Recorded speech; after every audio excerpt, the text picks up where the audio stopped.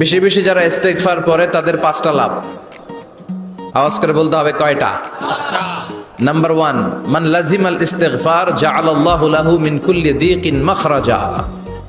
যে সব সময় ইস্তেগফারের সাথে লাজিমা মানে লেগে থাকে, আঠার মতো। কিসের মতো? চুইংগাম খান না আপনারা? চুইংগাম যদি হাতের মধ্যে লাগান আঠার মতো লেগে থাকে না? বাচ্চারা আবার দুষ্টামি করে চুইংগাম খেয়ে আরেকজনের চুলের মধ্যে লাগায় দেয়, আছে না নাই? তখন সরিষার তেল দিয়ে ছুটাইতে হয়, তাই না? তো মান লাজিমাল ইস্তিগফার, যে ইস্তিগফারের সাথে আঠার মতো লেগে থাকে, সে 5টা জিনিস পায় জীবনে। চিল্লায় বলেন না কয়টা? 1 নাম্বার, জাআলাল্লাহু লাহু মিন কুল্লি দীকিন মাখরাজা। সব বিপদ থেকে তার উদ্ধার করে কে? আল্লাহ। আমাদের জীবনে বিপদ আপদ আছে না নাই? আছে। কম না বেশি? বেশি। কত বিপদ, কত ধরনের বিপদ। যে কোনো সময় দুর্ঘটনা হতে পারে, রোড অ্যাক্সিডেন্ট, আছে না নাই? আছে। যে কোনো সময় গুম হয়ে যেতে পারেন, আপনারা খুঁজে পাবেন আপনার স্বজনরা। যে কোনো সময় ক্রস ফায়ারের মধ্যে পড়তে পারেন, ঠিক কি না? যে কোনো সময় বজ্রপাতে আপনি নিহত হতে পারেন, ভূমিকম্পের মাঝখানে পড়তে পারেন, দুজন কোবাকবি লাগছে, আপনি মাঝখানে, হইতে পারে না? জাআলাল্লাহু লাহু মিন কুল্লি দীকিন মাখরাজা। এরকম সব ধরনের বিপদ থেকে তারা রক্ষা করবে কে? আল্লাহ। যদি ইস্তিগফারের সাথে আঠার মতো লেগে থাকা যায়। এই হলো নাম্বার 1। নাম্বার 2, ওমিন কুল্লি হাম্মিন ফারাজা। যে সব সময় আঠার মতো ইস্তিগফারের সাথে লেগে থাকবে, আল্লাহ তাকে দুশ্চিন্তা থেকে মুক্তি দিবেন, তার কোনো টেনশন থাকবে না। সুবহানাল্লাহ পড়েন। আমাদের জীবনে টেনশন আছে না নাই? জীবন নিয়ে টেনশন, মরণ নিয়ে টেনশন, ক্যারিয়ার নিয়ে টেনশন, বাড়ি ভাড়ার টেনশন, বিদ্যুৎ বিলের দাম বেড়ে যাচ্ছে, টেনশন, ঘরের মধ্যে শান্তি নাই, টেনশন, দ্রব্যের দাম বাড়তেছে, বেতন কমতেছে, টেনশন, ঠিক কি না? এই টেনশন থেকে আপনাকে মুক্ত রাখবে কে? আল্লাহ। নাম্বার 3, ওয়ায়ারযুকহু মিন হাইসু লা ইয়াহতাসিব। এমন জায়গা থেকে আল্লাহ আপনাকে রিজিকের ব্যবস্থা করবে, আপনি কল্পনাই করতে পারবেন না। রিজিক দেওয়ার মালিক কে? কেউ যেটা পারে না, পারে কে? এমন জায়গা থেকে তিনি রিজিক দিবেন, আপনি কল্পনাই করতে পারেন না। আপনি হিসাবই করেন না যে এখান থেকে কিছু রিজিক আমি পাবো, কিন্তু আল্লাহ ব্যবস্থা করে দিয়েছে। সুবহানাল্লাহ পড়েন।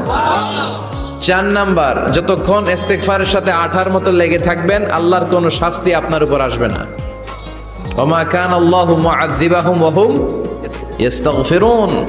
যতক্ষণ আপনি ইস্তিগফার করবেন, আল্লাহর আযাব আপনারে পাকড়াও করবে না। 5 নাম্বার হচ্ছে আল্লাহ আপনাকে মুস্তাজাবুদ দাওয়া বানিয়ে দিবে। মুস্তাজাবুদ দাওয়া মানে এমন ব্যক্তি, যেই ব্যক্তি দোয়া করা মাত্রই দোয়া কবুল করে কে? আল্লাহ। সবসময় ইস্তিগফার পড়তে রাজি আছেন তো? আরব বিশ্বে আমরা যখন পড়াশোনা করতাম, তখন দেখতাম যে রাস্তাঘাটে বিভিন্ন জায়গায় আজকারগুলো, আল আদইয়াতুল মাসুরা, মাসনুন দোয়াগুলো তারা লিখে রাখতো, যাতে মনের অজান্তেই তাদের চোখ ওই সাইনবোর্ডে পড়লে তারা যেন ওই দোয়াগুলো পড়তে পারে। রাস্তার মধ্যে লেখা থাকতো সুবহানাল্লাহ, আলহামদুলিল্লাহ, আল্লাহু আকবার, লা ইলাহা ইল্লাল্লাহ। আপনি উঁচু কোনো জায়গায় উঠবেন বা লিফটে দিয়ে উপরে উঠবেন, সিঁড়ি দিয়ে উপরে উঠবেন, ওঠার সময় বায়ে লেখা আল্লাহু আকবার। কারণ হাদিসে এসেছে ইদা সাইদনা কাব্বারনা, আমরা যখন উপরের দিকে উঠতাম আমরা পড়তাম আল্লাহু আকবার। ওয়া ইদা নাযালনা সাব্বাহনা, আর যখন আমরা নিচের দিকে নামতাম আমরা পড়তাম সুবহানাল্লাহ। এজন্য হেঁটে হেঁটে কিংবা সিঁড়ি দিয়ে কিংবা লিফট দিয়ে, এলিভেটর দিয়ে আপনি যখন উপরের দিকে উঠবেন, কি পড়বেন? আওয়াজ করে পড়েন, কি পড়বেন? আর নিচের দিকে নামলে কি পড়বেন? এই তাসবিহগুলো পড়ে পড়ে জিহ্বাটারে ভিজিয়ে রাখার দরকার আছে না নাই? আমরা যেন আল্লাহর জিকির আর শুকর দিয়ে আমাদের হৃদয়টাকে, জিহ্বাটাকে সিক্ত করে রাখতে পারি। আল্লাহ তুমি তৌফিক দাও। ফরজ সালাতের পরে বিশ্বনবী তাসবিহগুলো পড়তেন, আমরা পড়তে চাই না।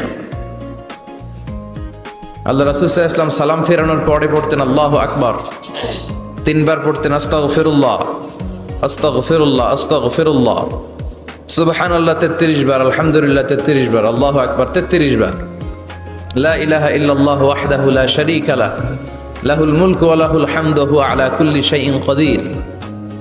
আয়াতুল কুরসি পড়তেন, লম্বা লম্বা অনেক দোয়া করতেন। এগুলো আমরা করি না, আমরা ছোট্ট একটা মুনাজাতের জন্য পাগল হয়ে যাই, তাই না? আসসালামু আলাইকুম ওয়া রাহমাতুল্লাহ, আসসালামু আলাইকুম ওয়া রাহমাতুল্লাহ, আল্লাহুম্মা আমিন বিরহমাতিকা ইয়া আরহামার রাহিমিন, তাই না? আমিন ইয়া আরহামার রাহিমিন। তো হইলো কিছু? তাড়াহুড়ো করবেন না, তাসবিহ পড়বেন, জিকিরগুলো পড়বেন, এগুলো আপনার অন্তরটাকে সিক্ত রাখে। ফরজ সালাতের পরে আয়াতুল কুরসি পড়তে হয়। মান কারা আয়াতাল কুরসি দুবুরা কুল্লি সালাতিন মাকতুবা লাম ইয়ামনাহু মিন দুখুলিল জান্নাতি ইল্লাল মাউত। প্রত্যেক ফরজ সালাতের পরে যে আয়াতুল কুরসি পড়ে তার জান্নাতে ঢোকার ব্যাপারে কোনো বাধা থাকে না একটি জিনিস ছাড়া, সেটা হলো তার মৃত্যু। লোকটা মরে না তাই জান্নাতে যায় না, মরলেই জান্নাতি। প্রত্যেক ফরজ সালাতের পরে আয়াতুল কুরসি পড়বেন তো, আর সর্বাবস্থায় বেশি বেশি করে পড়বেন আস্তাগফিরুল্লাহ। কি পড়বেন? আমার সাথে আওয়াজ করে পড়েন আস্তাগফিরুল্লাহ, আর আওয়াজ করে পড়েন আস্তাগফিরুল্লাহ। আপনারা ইমাম আহমদ ইবনে হাম্বলের নাম শুনেছেন? আমরা ইসলামে 5টা মাযহাবের প্র্যাকটিস করি, কোরআন সুন্নাহর আলোকেই আমরা করি। হানাফি, শাফিঈ, মালিকি। 4 নম্বরটা আপনারা বলেন। হাম্বলি, হানাফি, শাফিঈ, মালিকি, তারপরে হাম্বলি। এই হাম্বলি মাযহাবের ধারক এবং বাহক ইমাম আহমদ ইবনে হাম্বল। উনি অনেক বড় যুগ শ্রেষ্ঠ মুহাদ্দিস ছিলেন। একক স্বতন্ত্র হাদিসের কিতাব হিসেবে পৃথিবী খ্যাত যে হাদিসের কিতাবটা, যেটার মধ্যে সবচাইতে বেশি সংখ্যক হাদিস আনা হয়েছে, মুসনাদ আহমদ ইবনে হাম্বল, এটার রচয়িতা উনি। সুবহানাল্লাহ পড়েন। প্রায় 40,000 হাদিসের কালেকশন ওই কিতাবের ভেতরে আছে। এই হাদিস কালেকশনের জন্য ইমাম আহমদ ইবনে হাম্বল বছরের পর বছর, যুগের পর যুগ, শহর থেকে গ্রাম, গ্রাম থেকে শহর চষে বেরিয়েছে। ওনার শেষ জীবনটা উনি হাদিস সংগ্রহের কাজে ব্যয় করেছেন। একবার এক সফরে তিনি রাত্রিবেলা বেরোলেন। ইস্তেগফার পড়লে যে কি করে মানুষ মুস্তাজাবুদ দাওয়া হয় শুনেন। রাত্রিবেলা সফরে তিনি বেরোলেন, হাদিস সংগ্রহের সফর। পথিমধ্যে এক মসজিদে মাগরিবের নামাজ পড়লেন, এশার নামাজ পড়লেন। প্রচন্ড শীত, তিনি ভাবলেন আজকের রাতটা মসজিদেই কাটায় দেই। ফজরের সালাত পড়ে তারপরে বেরো। ব্যাগ থেকে কাঁথা বের করে তিনি শুয়ে পড়লেন।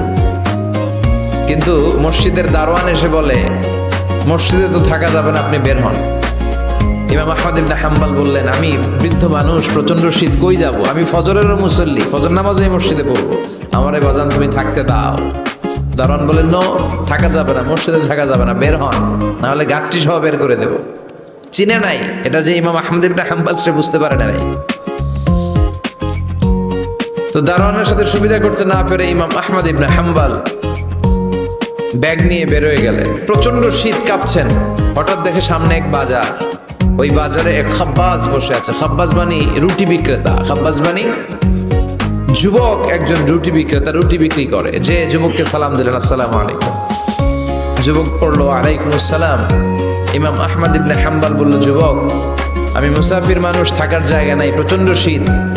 এই যে তুমি চুলার মধ্যে উনুনে রুটি বানাচ্ছ, আমি যদি তোমার চুলার পাশে বসে রাতটা কাটাই, তোমার কোনো সমস্যা হবে? যুবক বলেন, নো, কোনো সমস্যা নাই। আহলান ওয়া সাহলান ওয়া মারহাবান বিক, খোশ আমদেদ, সুস্বাগতম, আসেন। আপনি আমার চুলার পাশে বসে আগুন পোহালে আমার সমস্যা কি? আসেন, আসেন, বসেন, আপনি মুরব্বী মানুষ। ইমাম আহমদ ইবনে হাম্বল আল্লাহ শুকরিয়া করে চুলার পাশে বসে শীতের রাতে চুলা থেকে তাপ নিচ্ছেন, আগুন পোহাচ্ছেন। আর তিনি দেখতে লাগলেন যুবক আটা দিয়ে রুটি বানায় আর পরে আস্তাগফিরুল্লাহ, রুটির খামির বানায় আর পরে আস্তাগফিরুল্লাহ, গোল গোল করে খামির দিয়ে তলা বানিয়ে সাজিয়ে রাখে আর পরে আস্তাগফিরুল্লাহ, রুটি বেলুন দিয়ে বলে এটারে চুলার ভেতরে ঢুকায় আর কি পড়ে পরে আস্তাগফিরুল্লাহ। ক্রেতা আসলে ক্রেতাকে রুটি দেয় আর পরে ক্রেতার হাত থেকে টাকা নিয়ে ক্যাশ বক্সে রাখে আর কি পড়ে। ইমাম আহমদ ইবনে হাম্বল তো অবাক, ঘটনা কি? আসার পর থেকে এই যুবকটারে দেখতেছি খালি পড়ে আস্তাগফিরুল্লাহ, আস্তাগফিরুল্লাহ। তিনি কৌতূহল বশত বললেন, যুবক, মা লাকা ইয়া শাব দাইমান তাকরাউনা আস্তাগফিরুল্লাহ, হে যুবক, তোমার ঘটনাটা কি? আসার পর থেকেই তুমি শুধু দেখতেছি পড়তেছো আস্তাগফিরুল্লাহ, আস্তাগফিরুল্লাহ, কারণটা কি? যুবক বলে, আমি সবসময় ইস্তেগফারের সাথে আঠার মতো লেগে থাকি, আর লেগে থাকার কারণে এর বরকতে আল্লাহ আমাকে মুস্তাজাবুদ দাওয়া বানিয়ে দিয়েছে। মানে আল্লাহ আমাকে এমন বানিয়েছে যে আমি দোয়া করা মাত্রই আমার দোয়া কবুল করে কে? আল্লাহ। ইমাম আহমদ ইবনে হাম্বল বললেন, আনতা মুস্তাজাবুদ দাওয়া, তুমি মুস্তাজাবুদ দাওয়া, মানে তুমি দোয়া করলেই সেটা কবুল হয়ে যায়? যুবক বলে, নাআম আনা মুস্তাজাবুদ দাওয়া, আমি আমার জীবনে যত দোয়া করেছি সব কবুল করে নিয়েছে কে? আমি মুস্তাজাবুদ দাওয়া, আমি দোয়া করতে দেরি কবুল হতে সেটা দেরি হয় না। তবে আমার পুরো জীবনের সব দোয়া কবুল হলেও একটা দোয়া এখনো কবুল হয় নাই। এটা শুনে ইমাম আহমদ ইবনে হাম্বলের কৌতূহল, কিউরিসিটি আরো বেড়ে গেল। তিনি বললেন, তোমার জীবনে সব দোয়া কবুল হয়েছে, একটা দোয়া কবুল হয় নাই, কি সেই দোয়া আমারে বলো।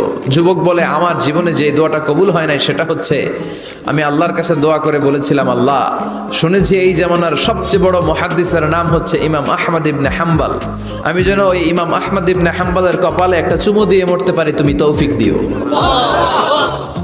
ইমাম আহমদ ইবনে হাম্বল নিজেকে আর ধরে রাখতে পারলেন না, চোখের পানি ছেড়ে দিলেন, যুবককে জড়িয়ে ধরলেন আর বললেন, ইয়া শাব, আহমদ ইবনে হাম্বলের কপালে চুমু দেওয়ার জন্য আহমদ ইবনে হাম্বলের দরবারে তোমার যাওয়ার দরকার নাই, আহমদ ইবনে হাম্বল নিজেই তোমার দরবারে ছুটে এসেছে। আনাল আহমদ ইবনে হাম্বল, আমি নিজেই আহমদ ইবনে হাম্বল। চিল্লায় পড়েন আল্লাহু আকবার।